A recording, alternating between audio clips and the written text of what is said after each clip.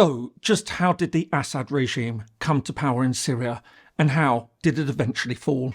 On the 8th of December 2024, Syrian President Bashar al-Assad fled Damascus as opposition forces entered the city. This marked the end of a regime that had ruled Syria for over 5 decades. But until just a few weeks ago, it seemed as though Assad was firmly in control. Having all but won the civil war, he was steadily, if uneasily, being welcomed back into international politics. And yet, over just a couple of weeks, the administration crumbled. So, what exactly lay behind what is inevitably likely to be one of the most significant political collapses in modern Middle Eastern history? Hello and welcome. If you're new to the channel, my name is James Ker-Lindsay, and here I take an informed look at international relations, conflict, security and statehood. Dynastic dictatorships are a fascinating feature of international politics. While there are many autocratic regimes around the world, remarkably few pass from one generation to the next. In most cases, and assuming it isn't overthrown, power either passes from one leader to another through a palace coup or is handed on within the ruling elite to a new leader when the old one dies. However, just occasionally a regime emerges where the leadership is passed from father to son. One of the most interesting examples in modern times has been the Assad regime in Syria. For over 50 years, it's ruled the country with an utter ruthlessness, and yet, within a matter of days, half a century of dictatorial rule was swept aside. So, just how did the Assad family rise to power, and why did it suddenly crumble in the space of just a few weeks? Syria, more formally the Syrian Arab Republic, is located in the Middle East. To its north is Turkey, to its east is Iraq, and to its south is Jordan. To its west, it shares a border with Israel and Lebanon and has a Mediterranean coastline. Its population is believed to be around 21 million. However, many millions have fled the country during the course of the civil war, making up large refugee communities in neighbouring states. While most Syrians are Arab, there are also Kurdish and Turkic communities. In terms of religion, 3/4 of the population are Sunni Muslims. However, there are also several other prominent religious groups, in addition to the Alawites, an offshoot of Shia Islam, who make up around 10% of the population. There are also Shia Muslims and Christians. Syria has an ancient history. Once a Roman province, it embraced Islam in the 7th century and became a pivotal battleground during the Crusades. In the 16th century, it fell under Ottoman rule, which lasted until the aftermath of the First World War, when it came under French control. This ended during the Second World War, when Syria declared independence, and in 1945 it became a founding member of the United Nations. In May 1948, Syria joined forces with other Arab states to unsuccessfully attack the new State of Israel. However, following its defeat, Syria entered a period of profound political instability. A coup in March 1949 was followed by 3 more over the next 5 years. In 1958, it voted to merge with Egypt to create the United Arab Republic. However, despite hopes that this would form the basis for further Arab unity, the partnership was short-lived. Amidst rising discontent with Egyptian dominance, another coup saw Syria leave the Union in 1961. While the political instability continued with frequent coups and government changes, the tide began to turn in February 1966. Following yet another coup, a young Alawite Air Force General, Hafez al-Assad, became the defence minister. And even though Syria suffered another humiliating defeat in the 1967 war against Israel, Assad managed to remain in place. And in November 1970, he seized the chance to take power for himself, launching a coup that propelled him to the presidency the following year. Assad's rise to power would fundamentally change Syria. After a quarter century of political instability, he quickly consolidated his position. As well as introducing repressive measures to limit dissent, he started putting members of the Alawite community in key positions of authority. At the same time, he began to bolster Syria's position in the wider Arab world. In addition to becoming a leading opponent of the United States and Israel, he also began to support Palestinian causes more actively, a move that saw the United States designate Syria as a state sponsor of terrorism. To add to all this, Syria also sent troops to neighbouring Lebanon to fight in its civil war and forged close ties with revolutionary Iran, assisting Tehran's efforts to support groups such as Hamas and Hezbollah. On the 10th of June 2000, Assad died after 30 years in office. In his place, power was immediately passed to his 35-year-old son, Bashar al-Assad, a British-trained doctor.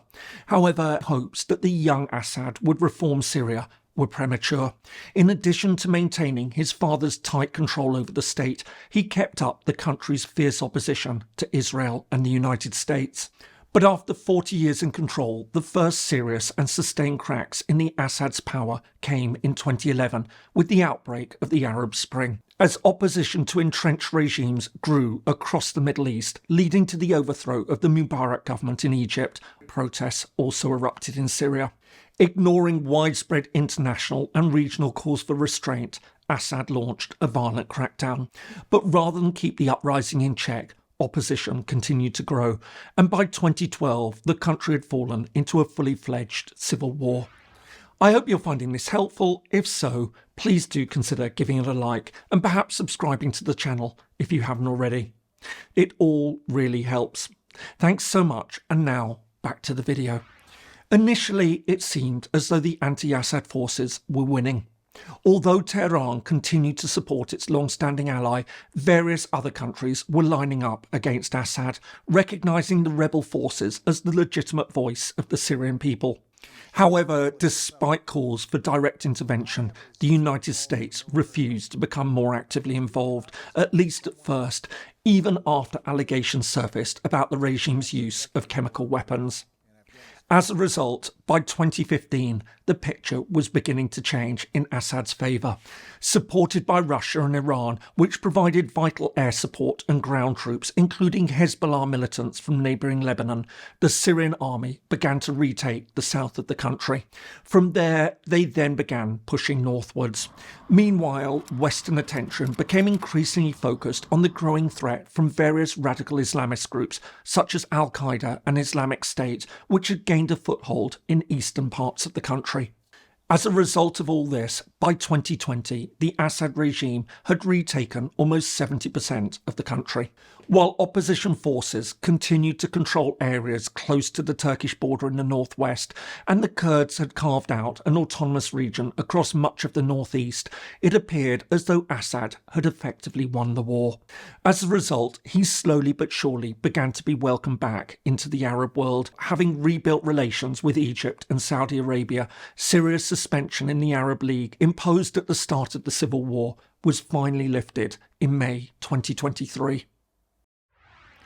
But while it may have seemed that the opposition forces were all but defeated, they were in fact biding their time. Using the opportunity to consolidate their control over the northwest, they were busy recruiting new troops and improving their equipment and training, including developing drone forces. Meanwhile, wider regional and international events also strengthened their position. With Russia increasingly preoccupied with the war in Ukraine and Tehran's ground support limited by Israel's recent war against Hezbollah in Lebanon, the rebels saw a chance to attack. It was against this backdrop that Syria's civil war suddenly reignited again in late November 2024, when rebel forces launched a surprise offensive. Led by Hayat Tahrir al-Sham, HTS, an Islamist group that emerged as an offshoot of al-Qaeda, and bringing together Turkish-backed forces, the rebels swiftly captured key cities, including Aleppo, Homs, and Hama. From there, they pushed southwards towards the capital, Damascus. Facing minimal resistance from government forces who'd all but given up the will to fight, they entered the capital on the 7th of December. By now, and with Russia and Iran unable to help, it was clear that the Assad regime was collapsing. Just hours later, under the cover of darkness, Bashar al-Assad fled the country, flying to Moscow, where he's now been granted asylum. After 53 years, and yet far faster than anyone thought possible, the Assad regime was over. Undoubtedly, the fall of the Assad regime marks a pivotal moment for the Middle East. In addition to being greeted with widespread jubilation in Syria, it's also been widely welcomed internationally. Alongside President Biden, who called the collapse a fundamental act of justice, various European leaders have expressed their relief at the end of the Assad regime. And yet, behind the warm words of support are deeper concerns about what happens next, a point that's been emphasised by many Arab states which have called for peace and stability in Syria. While the rapid collapse of Assad's regime marked the end of his 24-year rule and over 5 decades of Assad family dominance in Syria, there are real concerns about the short, medium and long-term future of the country, as well as the wider region. Will Syria follow other countries where leaders have been deposed and now sink into chaos, or will it introduce a stable administration? And if so, what will that government look like? Will it be Islamist or broadly inclusive? What will it mean for minorities in the country, not just the Kurds who've carved out autonomous areas over in the northeast, but also for the Alawites who dominated under Assad? Then there are significant regional and international dimensions. What will all this mean for neighbouring Israel? And will Turkey become the main external power? Tied to this, what happens now to Russia's military presence in the country and Iran's influence?